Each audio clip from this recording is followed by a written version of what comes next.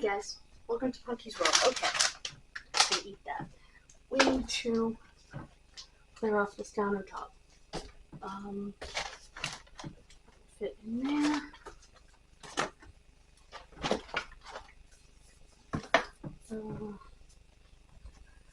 I don't even know what the date on this is at this point. I'm gonna toss it because I'm not 100% sure. I'm gonna try to clear off. Okay. These are. They've been open. That over there. With this, with that, go back to the Historical Society. There. Basil. Over here. Oh, that's much better. I'm gonna put that. There we go. And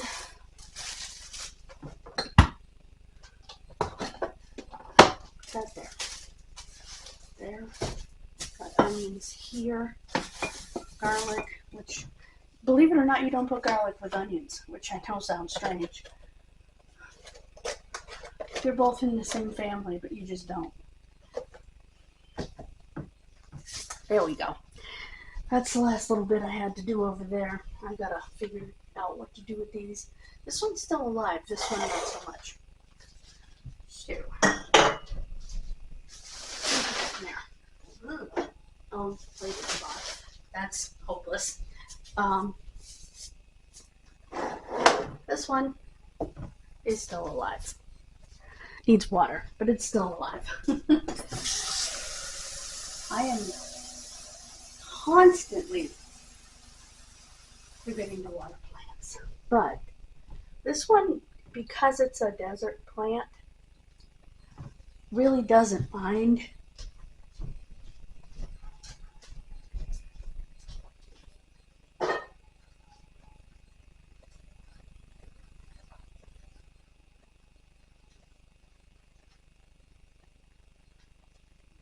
I think that's it.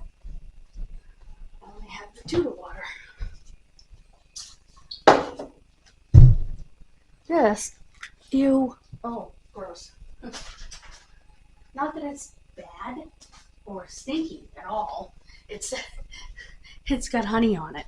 I forgot to take it out before I put the honey in. So it's a little yucky.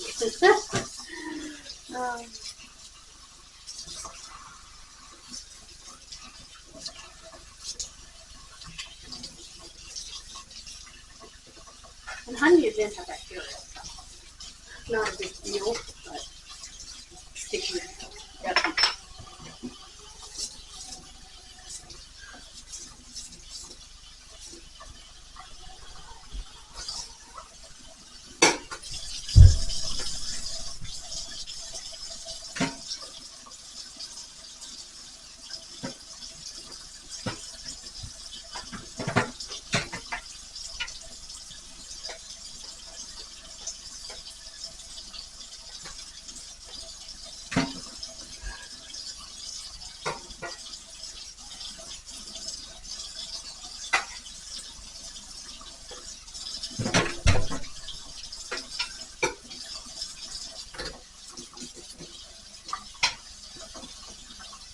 There we go.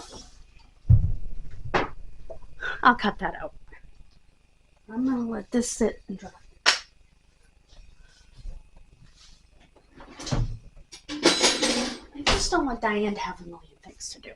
So, trying to, this is a potato. I'll sit over here. These 2 go together.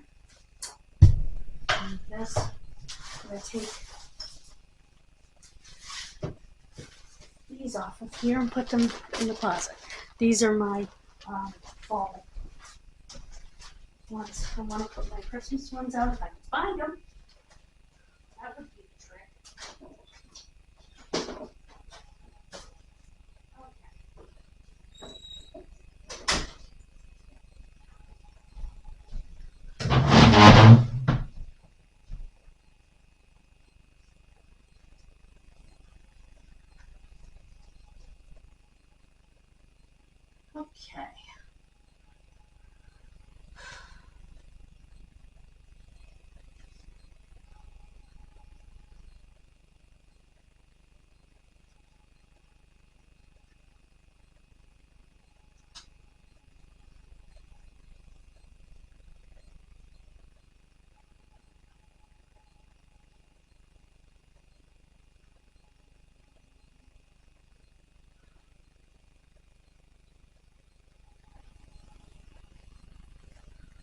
Okay. I don't know what time that one is. I'll have to look. Okay. This is 2 to 6, I believe. I could be wrong. Okay.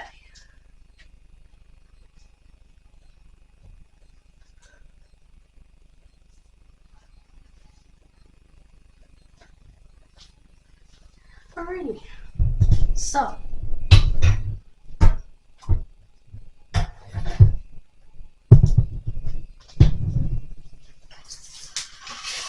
That there, and I'm going to use that bag to pick up those puzzle pieces because I have not been able to figure out how to do that puzzle. So, and I've tried a number of times. Sorry, guys.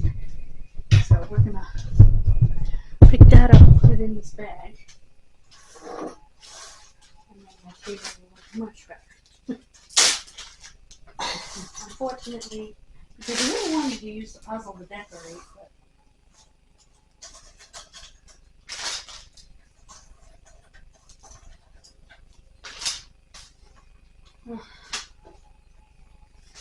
so the next thing we're going to do is genealogy. I'm going to give you a primer on a one-name study. I know I'm not the most knowledgeable on that, but I've been working on one and two, and I kind of want to explain what it is. Because I think a lot of people think genealogy, one-name study, oh, you're just going down one family line. No. You know, father to son,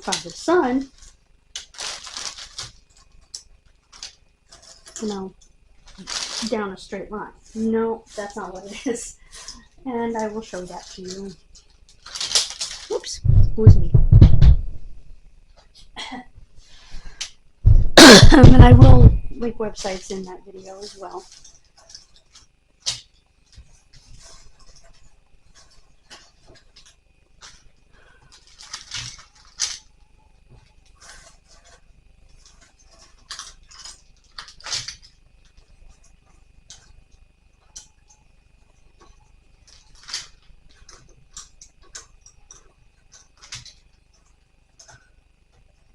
You know, I was kind of upset because somebody said in a comment under a video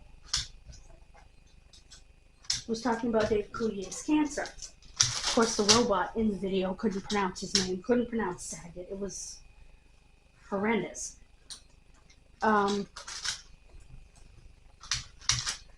Anyway.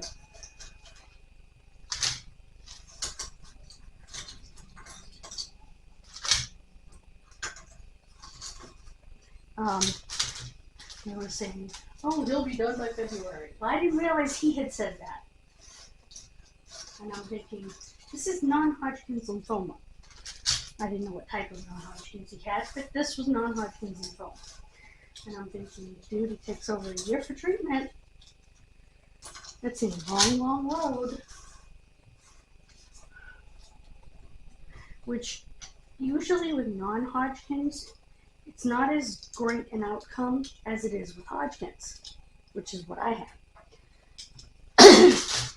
I lost one of my cancer buddies, somebody that, you know, my father's known forever. A little younger than my dad, but he's known him all his life, the guy's life. Actually, he was quite a bit younger than my dad. And he fought the battle for years and years and years. And so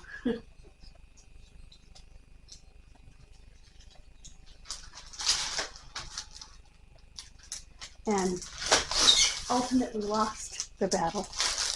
And we were told that, you know, when I was diagnosed, that Hodgkin's was much more treatable than non-Hodgkin's. Well, Hodgkin's is virtually 100% treatable, even in stage 4, which is what I was. Whereas non-Hodgkin's wasn't. It takes years and years and years sometimes to treat non-Hodgkin's. Well, I guess they've gotten better, which is wonderful news, because he said she will finish treatment in February, which is quicker than I finished treatment, because I started treatment in March and didn't finish until September. That's 6 months, for those of you counting. So you figure that's 5 months if he started in October, which it seems like he did. So that's 5 months. He might have even started in late September. And for all we know, because you have to remember, you go through a lot of testing, staging, and things like that before you even take your first dose of medication. So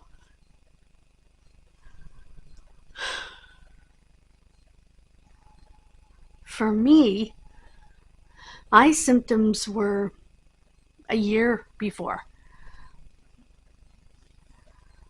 Almost. Yeah, it was the end of the summer the year before. August, September, the year before. So of 98. I was finally diagnosed in March of 99 and went through treatment until September of 99. Actually, Labor Day is my anniversary. Well, it was that Thursday, but Labor Day weekend, I went home from the hospital on Labor Day because I was hospitalized when I had my last treatment with an infection. And I was actually the first person in my hospital system to have this chemo 2 weeks in a row without a break. Usually it's every other week with the chemo that I had. And so I was kind of an experiment, and my doctor was very clear about that. You know, we don't know how sick it's going to make you. We don't know. There are a lot of unanswered questions, but it may help someone else down the line. Do it. Because they really wanted me to have the last treatment, even though the scans before that were clear. They wanted me to have that last round.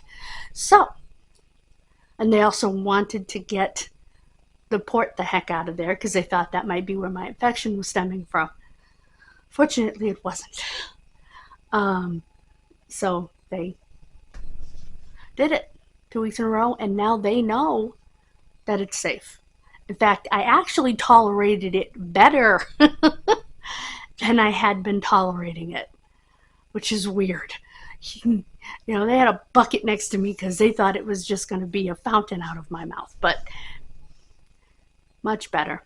It was the very first episode of, or one of the very first episodes of SmackDown that night, because it was on Thursdays at the time, and my nurse kept coming in my room and watching it. And she told me her husband and her son were there and she was trying to find them because it was actually right down the street. It was in the city I was in, which was Worcester, Massachusetts. And I told her, I said, I'd rather be there with them than here with you, quite honestly. She said, well, I don't blame you there. But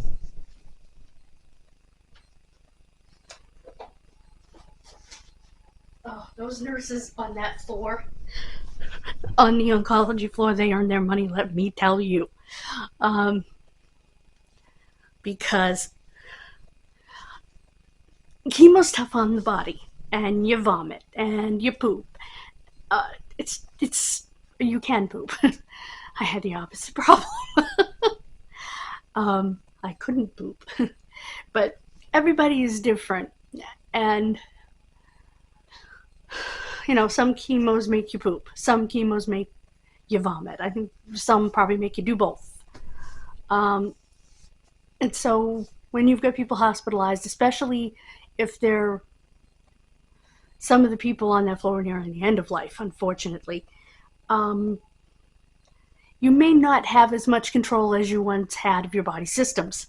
And so those nurses earn their money, let me tell you, and those aides, because they're constantly cleaning beds. And if it's not vomit or poop, it's sweat. When I was up there the first time with my blood clot, I remember saying to my aide in the morning, I was sitting in the chair, shivering. She said, "What's going on?" I said, "My bed is wet.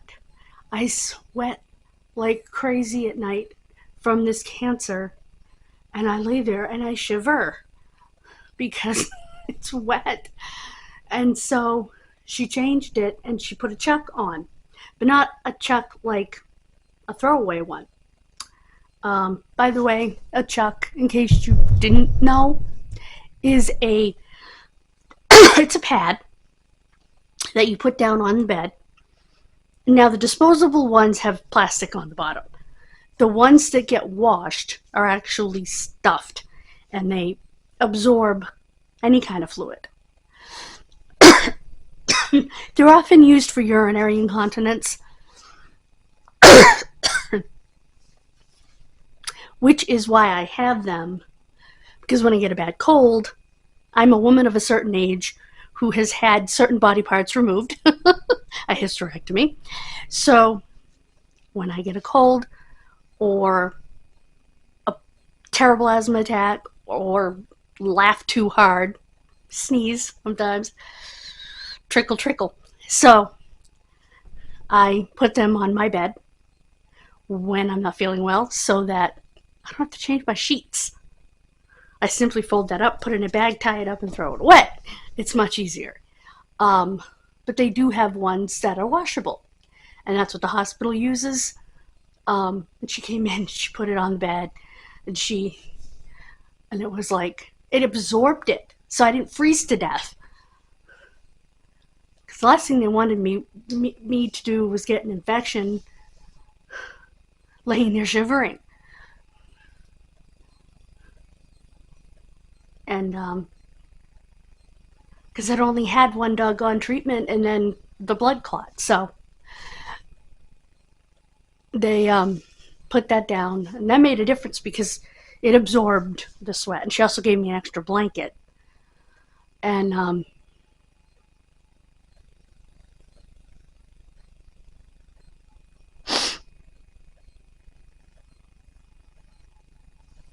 so those nurses, hi Colin, my landlord.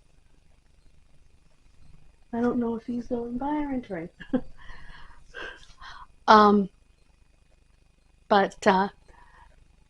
So those nurses on that floor, trust me when I tell you, they earn their money. I mean, all nurses do, don't get me wrong. Those nurses are special because of what they deal with. Although emergency room nurses deal with all sorts of bodily fluids as well. But that's just a different kind of nurse.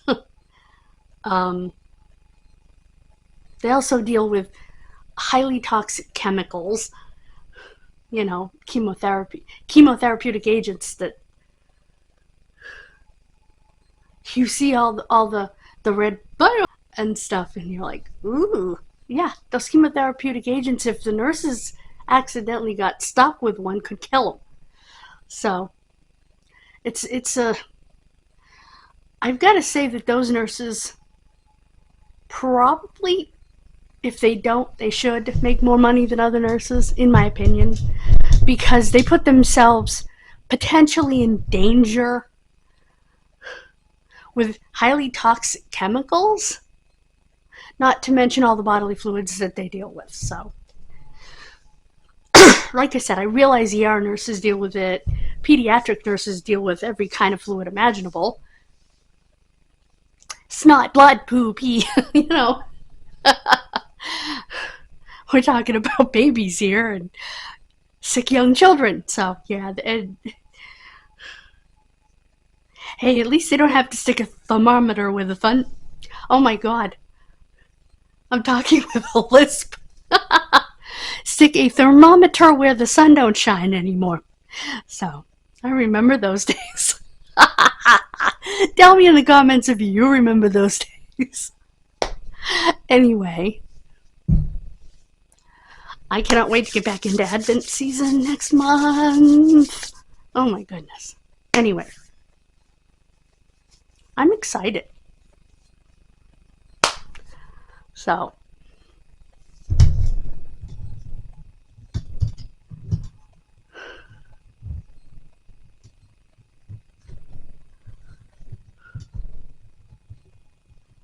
this video is getting a little long in the tooth. So, thank you so much for joining me. Next time we are going to talk about one-name studies and how they can help genealogy and what they are.